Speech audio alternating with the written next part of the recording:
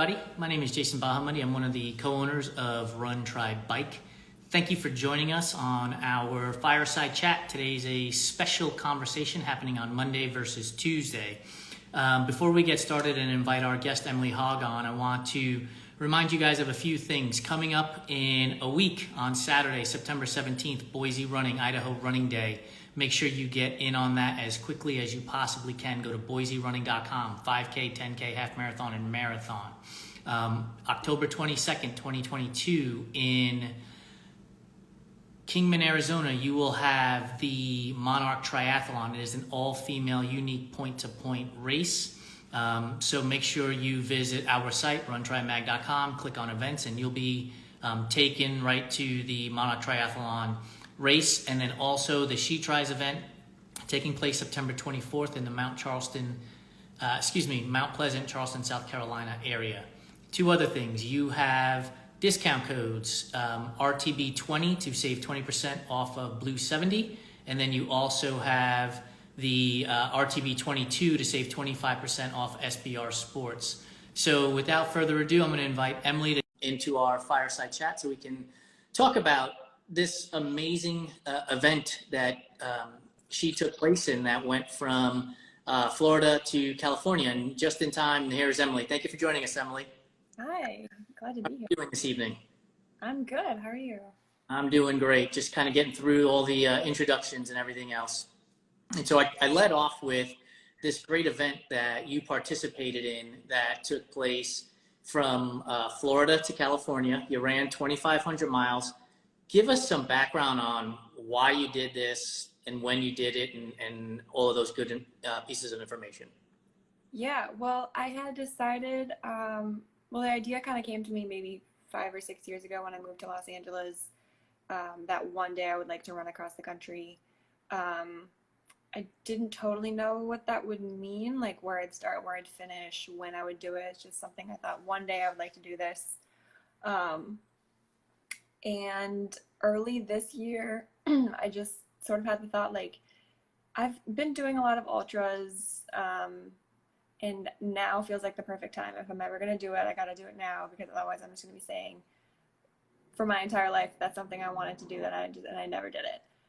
So I really just picked a date and committed about 2 months before I started running across the country. And I knew that I wanted to finish in Santa Monica because I live over here.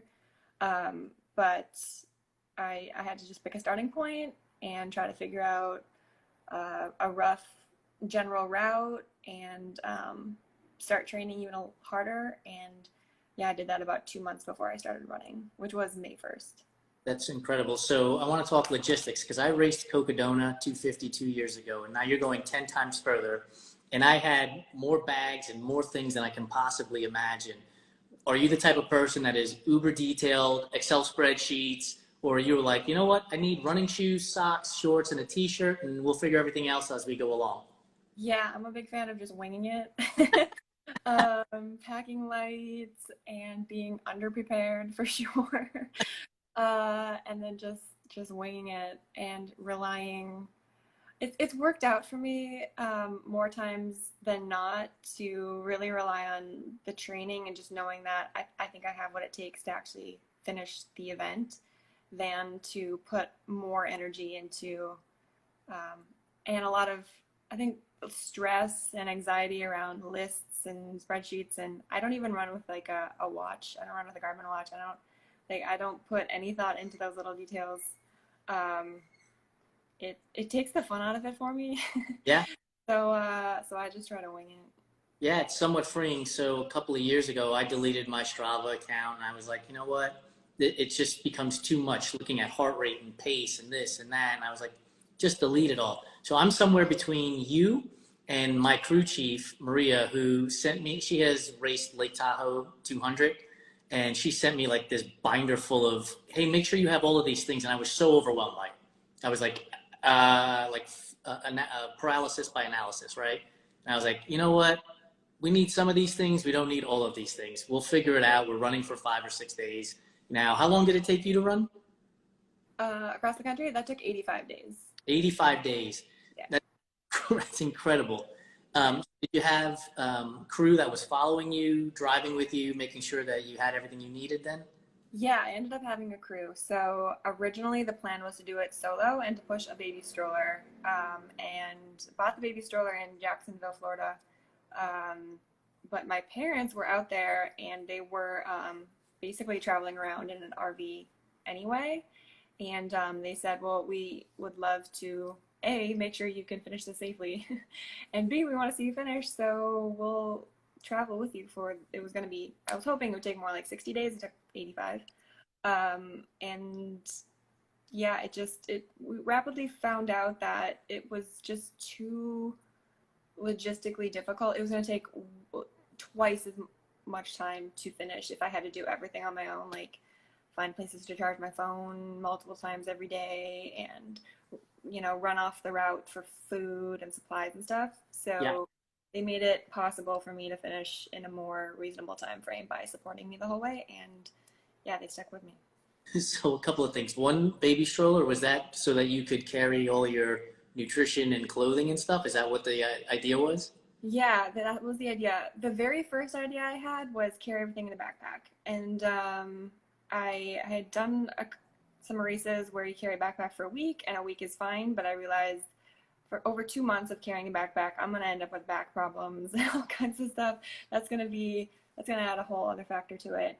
So I had read that people who have done things like this push a baby stroller or a golf caddy or something with all their stuff. Plus, then if you get stuck in the middle of Texas and it's 100 miles between towns, you can push enough water and carry basically just like an oil drum of water. So that was going to be the plan, and then that ended up kind of scrapping that and just having a support crew, which was amazing.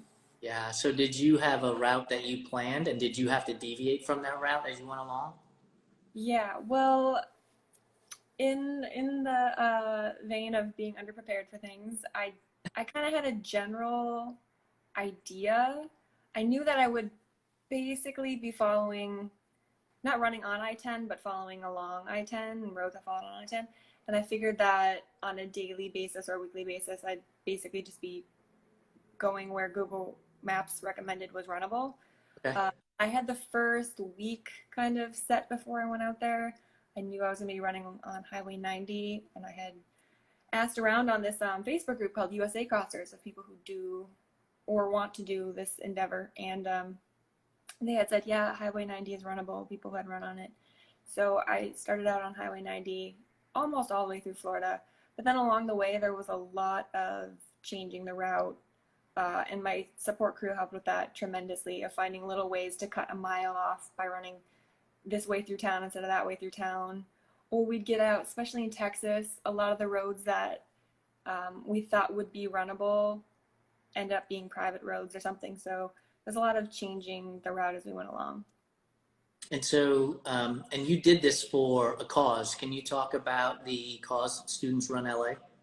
Yeah, I ran for Students Run LA. I knew that if I was going to do something this big, I'd want to use it to raise money and awareness for charity. And it was easy for me to pick Students Run LA because I've been involved with them in the past as a run leader. Basically, there's almost now 200 schools in Greater LA that work with this nonprofit that basically takes at-risk youth, middle schoolers and high schoolers, and trains them up, and they run the LA Marathon by the end of the school year. So they get bused to all these different events. They do 5Ks, 10Ks, half marathons, and then they do a full marathon.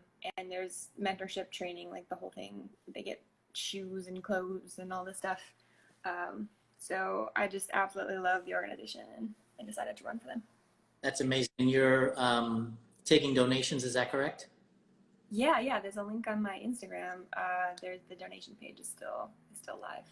Yeah. So folks, when this conversation is over, make sure you head over to Emily's Instagram profile and tap that link and make a donation. I know we at Run Try Bike will be doing so because it's an amazing cause, and we're big believers in getting people started in this sport, and especially youth. I mean, it's an amazing concept. So also for you folks that are watching us, if you have questions for Emily, just tap the little question mark on the bottom of the screen there. give us your question, and we'll make sure that we ask Emily the question you want information on. And now I'm interested in like the nutrition side of it all. Like, I mean, when people are running marathons, right, they're taking gels or Tailwind or something.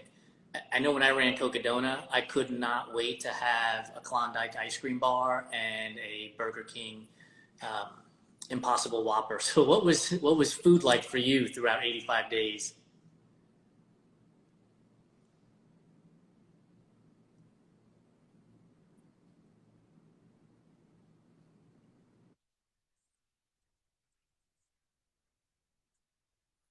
Um, I was trying to eat like you'd eat a minimum of 4,000 calories a day, or close to 4,500 calories a day. Uh, and it was really hard to get myself to eat anything because it was so hot every day out there. It was really hard to eat a meal and then keep running. So I was trying to in the beginning do classic ultra marathon things like, I don't know, soda at the aid stations and lots of, I don't know, crackers and, I don't know, cookies and things, but that's not sustainable day after day for 85 days. So that to hit like my calorie targets and also get better nutrition, the answer was like smoothies and sandwiches. Um, yeah, so it was rough though. I believe it. So David Kaufman says, and I was going to bring this up later, asking you about Marathon Des Sables, but he said ask her about nutrition at that event. So how was that different than what you did during this event across the country? That was different because it's a stage race. So the race takes place over a week, and you have to carry in a backpack all the food you're going to eat for the week. And they require you to carry a minimum of 2,000 calories per day, which I figured if it's, burning way more than that. But if it's just a week, I would rather eat less and carry less than to have to carry more on my back. So I basically was just Googling what are the highest calorie foods per ounce that I could carry with me because I wanted to have the calorie minimum because they check that, but not have to carry very much. So I basically ended up just bringing a pile of these blueberry granola bars. And I ordered them on Amazon. So I bought a box and it was just one flavor of the same granola bar. And that is what I ate the entire time. I ate like 3 or 4 of them a day. And that was all I ate. And it was horrible. 60 blueberry granola bars. I will never eat blueberry again in my life. Is there any chance that that's in your pantry at all anytime soon? No, I will never, never. I can't even eat things that are similar. And it's funny because my parents, who were crewing me along this journey across America, sometimes they'd stop and buy like protein bars and things for me. And every time my mom would go in and buy protein bars, she'd come back, she'd be like, "Don't worry, none of them are blueberry."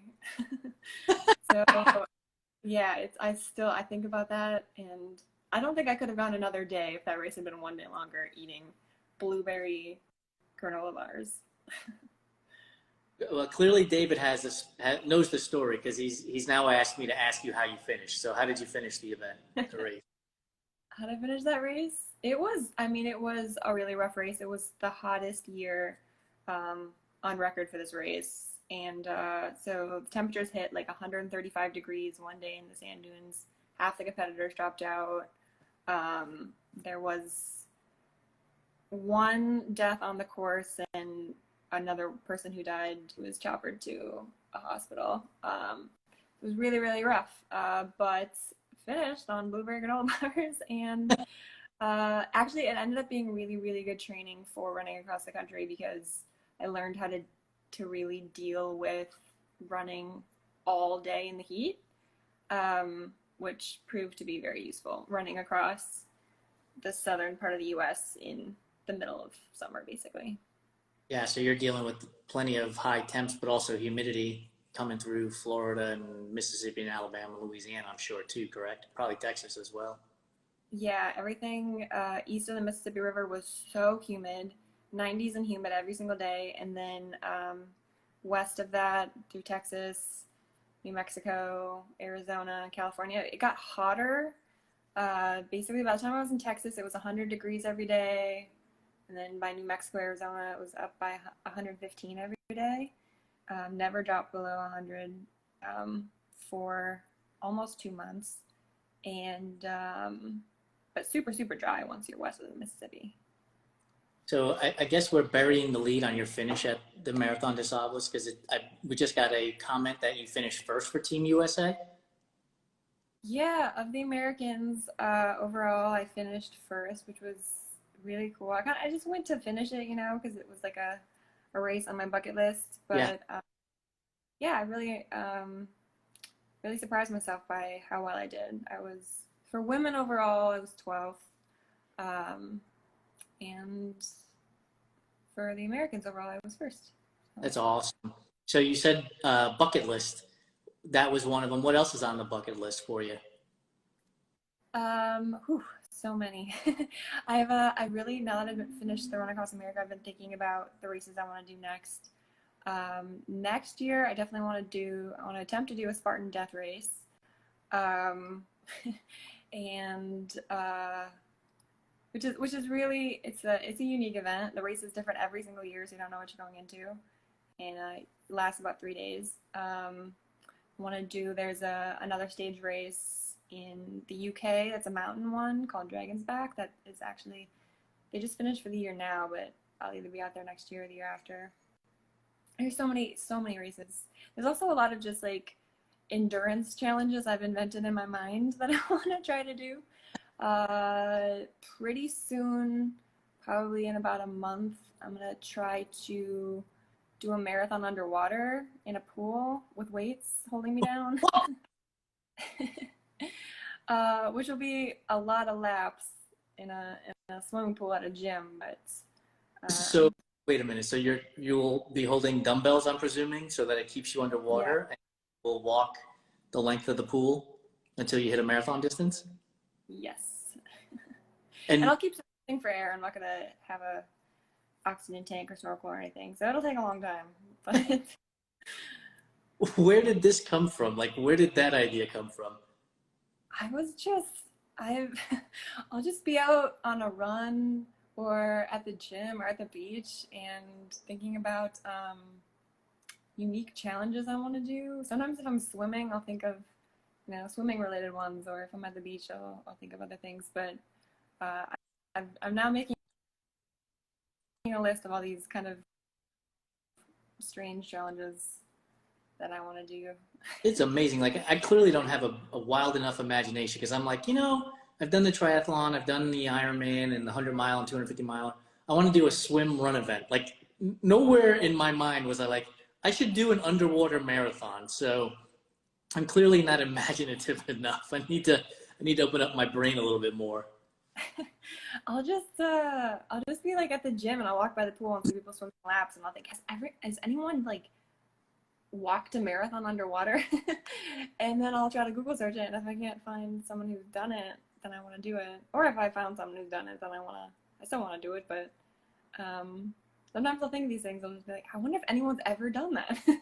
That is awesome. God, I hope it's original. But yeah.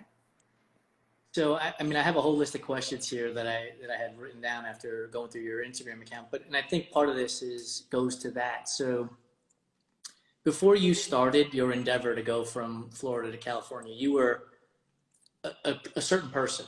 After you've done it, how has that changed you? How has the covering the country for 85 days changed you as a person? That's a good question. I was really hoping while I was running across the country to have these like grand epiphanies about my life, which did not happen. But now that it's over, I've been reflecting on the journey, and I'm realizing I definitely have more patience with myself.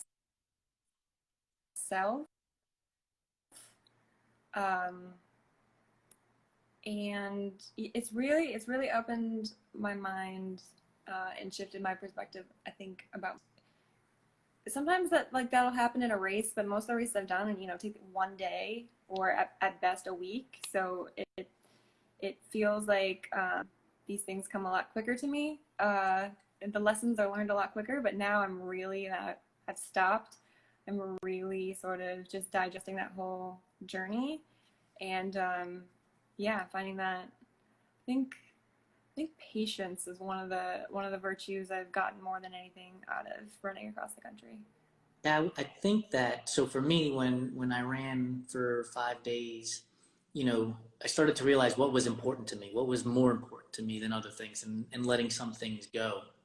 And so if you're doing a stage race for 6 days and then you're doing a run across the country for 85 days, I have to imagine that there are things that take place in the world, excuse me, that you start thinking like, I don't really need this or want this. So do you find you're going towards more of a minimalistic kind of mind, and not mindset, but lifestyle, I guess, really?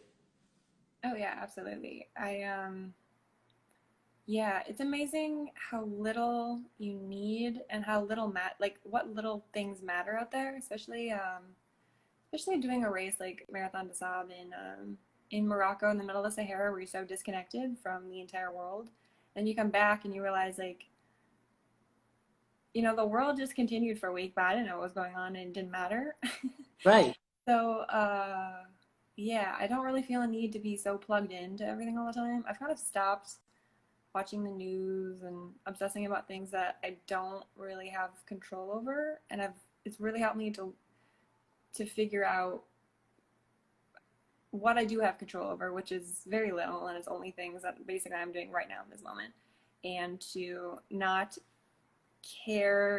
not care about anything else, but like to not to not invest so much mental energy in and stress and worry and anxiety, whatever, about things that are beyond that, and to also,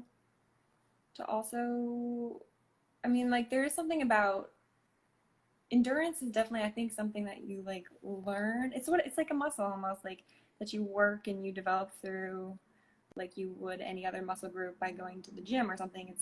It's like the more you endure, the more endurance you have, and the more Right. endurance you have, the more patient you become. So I'm finding, like, whether I'm at work, and I'm working on a project that's taking a long time, or it's funny how, like, these things transfer to the other aspects of your life, but just uh, having to do nothing every single day for 12 hours but run, and being supremely bored, and to also not have anything to worry about but how you're going to get to the next mile, how you're going to make it through the day, really, really teach that so many things that we think are really important just are not important. So, I mean, Yeah, like it's, when you run. Go ahead. I'm sorry. I don't know. What were you saying? I was gonna say, I have to imagine that when you finish this run and you finally did open your phone to Twitter or Instagram or whatever, you had to have seen something, and you had to have shaken your head like, why are we concerning ourselves with this, right? I've just traversed for not basically 3 months, had no connection to it whatsoever. Things probably came and went while you were out there for 90 days. And then when you finished, which by the way was really cool, if anybody goes back into Emily's Instagram timeline, she actually takes water from the Atlantic Ocean and pours it in the Pacific Ocean and says, don't bet against me, or something to that effect. It was really neat though. But when you finally finished, and you were sitting with your toes in the sand on the West Coast, and you opened up your phone or your laptop, I have to imagine there were things that you were like, why are we so concerned with this? Yeah. I've noticed a lot of news isn't even like reporting on events that happen, but it's just like reporting on people's reactions to other people's reactions about events that happen. Like, there'll literally be headlines of like, this figure says this about this, and it's like, I don't care about, like, to read someone's take on someone else's take about something. It's like, but before, I think those things mattered a little more to me.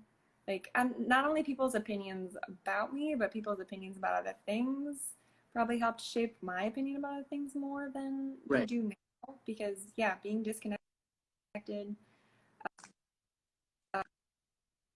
and not really worrying about anything but your your own survival kind of for multiple days is yeah, really at this point I I care about uh, the people in my life tremendously, but beyond that, why invest so much in opinions of people who don't know me and I Yeah, I don't think know you take them, and they're inventory just in the about news, and so life it's in like general, there's just and so many again, things what that people get matters to really you invested about. versus what TV news or Twitter is telling you matters. And I'm with you. There are moments where you see something and it's like X celebrity tells you about Y celebrity who was talking about Z thing. And you start to realize like it just doesn't matter um, what these people are talking about, right? What matters to me in holding on to that. And I think that leads me to my next question. In one of your posts you wrote on August 15th, you wrote, "It will be ugly."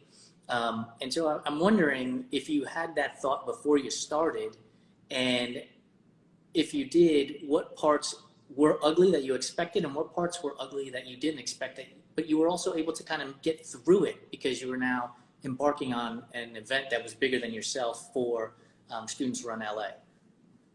Yeah, that's a good question. I knew going into it that um, there'd be it'd be very hard, probably at different times every single day, multiple times a day.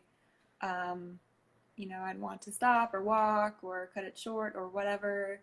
I knew that there could be any number of untold um, hurdles to try to overcome, and it would be painful. And I assumed that I would develop overuse injuries, and assumed that there'd be days when it was really, really hot, or I'd feel nauseous, or all these different things. I assumed that they would happen, but I figured going into it that I had faced things like that in other races, and I can face that again, and I know I can get through it. Um, and I really, 100% certainty that every single day for 60 days in a row, never take a day off, um, and always hit the mile goal, even in the face of obstacles, even if it was really painful. I just decided going into it, like I know it's going to be painful, and even when it is, I'm going to, whether I want to or not, hit my mile goal for that day. That didn't end up happening. There were, it took me 85 days instead of 60. Um, and there were days that I took rest days, and there were days I did not hit my mile goal. And in the end, it didn't really end up mattering. It seemed at the time like it mattered more than anything in the world. Like it seemed at the time like this is the end of the world. The journey is over. I took a rest day, and it was unplanned. I took two rest days in a row. And in the end, it didn't really end up mattering. So it did end up being a lot uglier, like the journey overall on a day-to-day basis than I thought it would, because I really thought every day would kind of end up being this triumphant celebration of life, because there'd be highs and lows every day. But Right. there were many days in a row that were just lows, where day after day was just a low, and I didn't feel like I was getting any closer. um, I'd look at the map overall, and I had run for 12 hours that day, and I'd look at the map and it didn't look like I had moved at all, because when you zoom out of the whole United States and you're looking at how far you ran, uh, 30 miles or 40 miles that day, it doesn't look like anything. So I was feeling like I wasn't getting any closer. Um, and yeah, so it ended up being and looking, I think, uglier than I had even anticipated, because yeah, there were days where it didn't feel great, and the lows didn't turn into a high for a number of days in a row.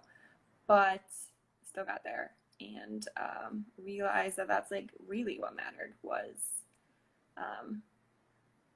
yeah, even knowing that it's going to be hard, like it's probably going to be even harder than you can even imagine. So it really just turned into, like in the middle, I really had to decide how badly I wanted to be out there.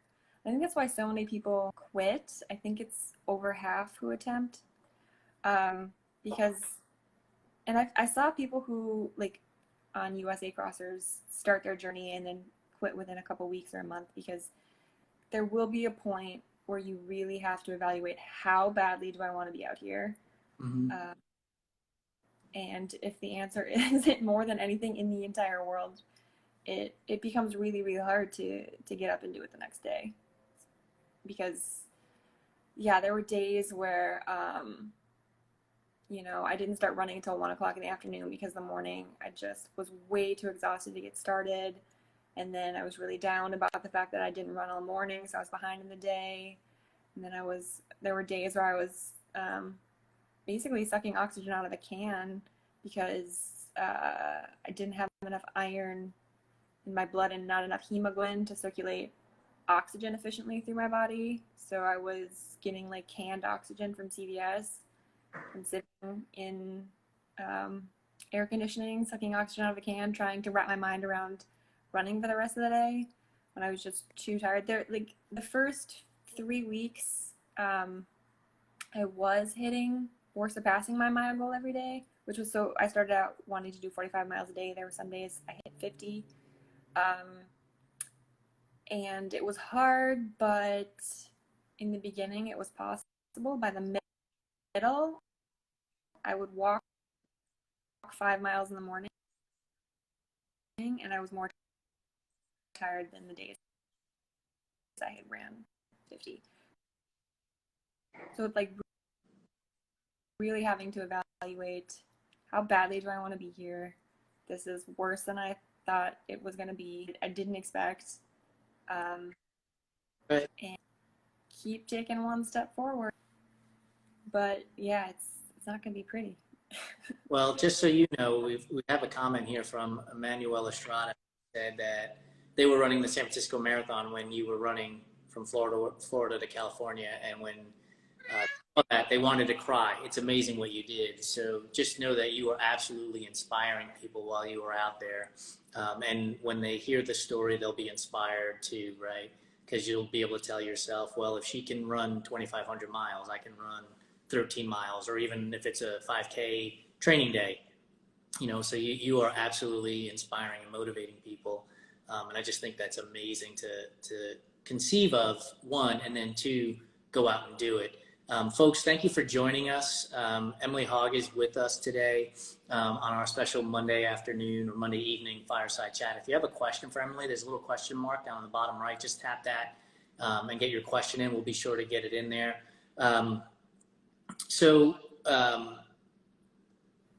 One of the things I noticed when you were, while I was doing some research about you, was the gymnastics, I guess you could say, on the Santa Monica rings. What is that all about? I've been to LA 3 times in the last few months and love it. I've literally sat and watched people move themselves on the rings, and it's been phenomenal to watch. So how did that get started, and is American Ninja Warrior in your future? I love going down there. That's my other favorite thing to do other than running, in a very different way. That's less of an endurance challenge and more just, I don't know, being high on life in the sunshine, flying through the air. It's very, very fun. But yeah, I went down there when I moved out here. It was just at the beach. Went to the Santa Monica Pier because it's a popular tourist spot. Found the rings and slackline park next to the pier, called Original Muscle Beach, and tried the rings. I was so terrible at them. So basically, there's like these traveling rings, and they're set up in a line, so you can basically Tarzan swing from one to the next. And I was terrible at it. But as a kid, I loved the monkey bars and all that kind of stuff, and go rock climbing occasionally or something. So it is very fun to me.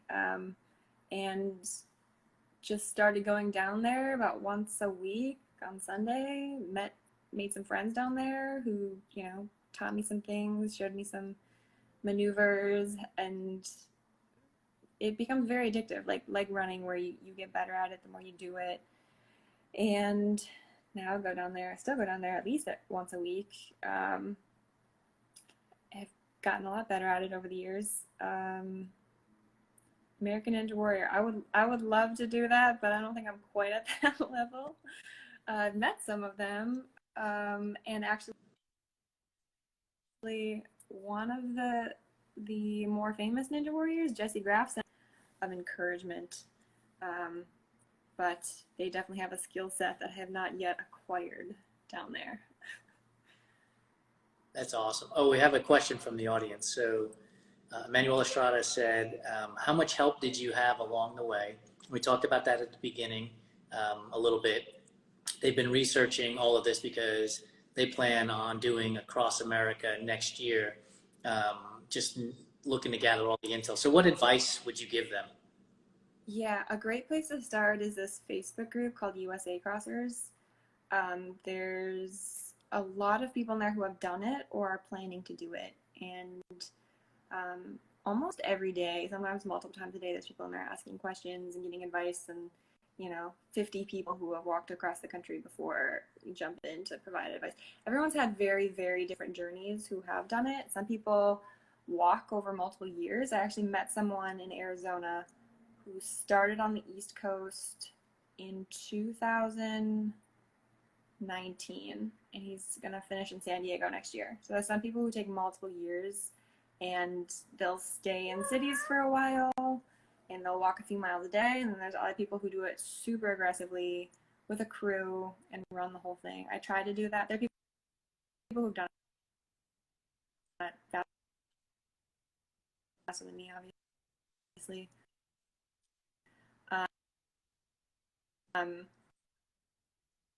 So and you can start and end anywhere, take whatever roads, there's a million ways to do this journey. So that's a good place to ask. You'll get all kinds of advice. Some of it is conflicting because people have very different ideas about planning to run across the country, but it also helped along the way, because if I, ran into things along the way, I could ask for advice, and they're very, very smart people, and also very encouraging people in that group. Any countries on the bucket list that you want to cross, that you want to run across? Now that you across, it has crossed my mind. Right now, I'm still recovering from this one, so I don't know, but it is interesting to me, because I just saw someone someone posting about someone running across Australia. I lived there for a while. I wouldn't want to do that one. That seems quite dangerous, because there aren't towns or anything to run through in the middle.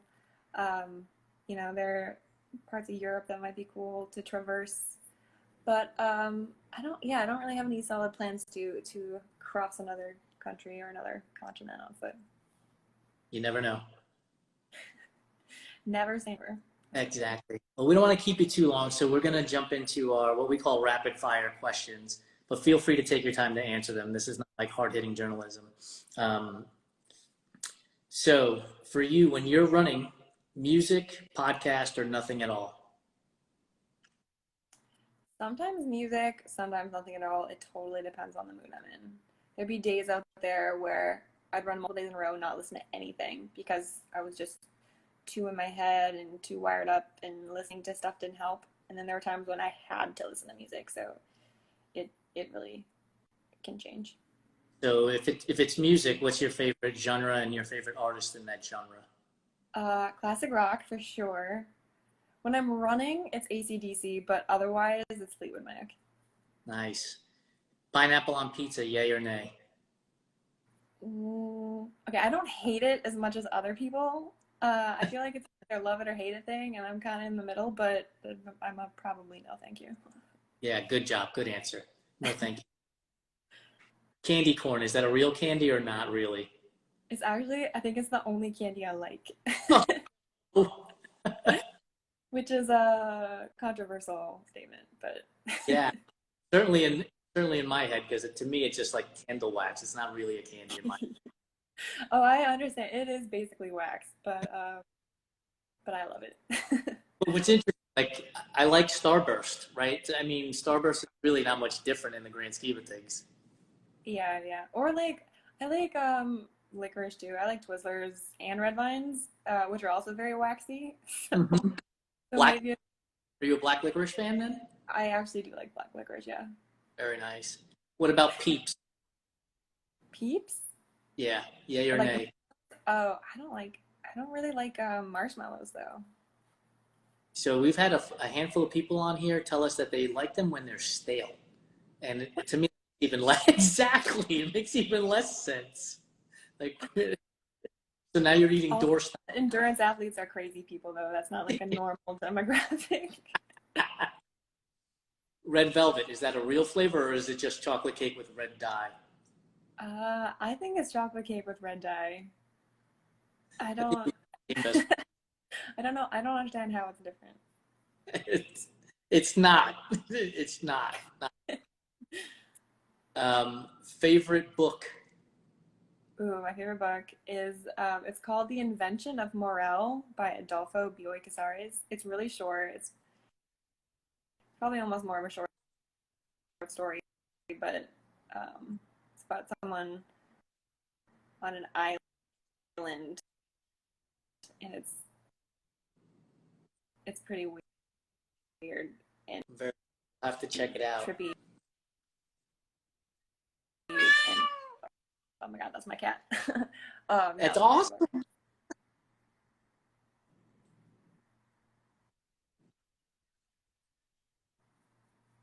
It's yeah, it kind of Love it. transcends What about movie? Are you a genres. movie person? I like movies, but I almost exclusively watch horror movies. And your favorite horror movie is? Oh my gosh, there's just so many. Probably, I don't think it's the scariest movie, but it's probably my favorite is The Conjuring. Okay. Yeah, I am not a horror movie person. The moment like even the coming attractions come on, I'm covering my face, flipping the channel, no interest in it whatsoever. Before we let you go, we have a question here from Emmanuel Estrada again, and thank you, Emmanuel, for sending in these questions. Did you get into the Guinness Book of World Records for your run across the country? He's asking.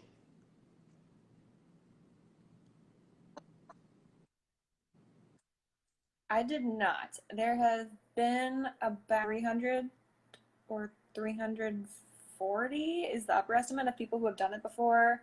I'm not the first woman. I'm not the fastest.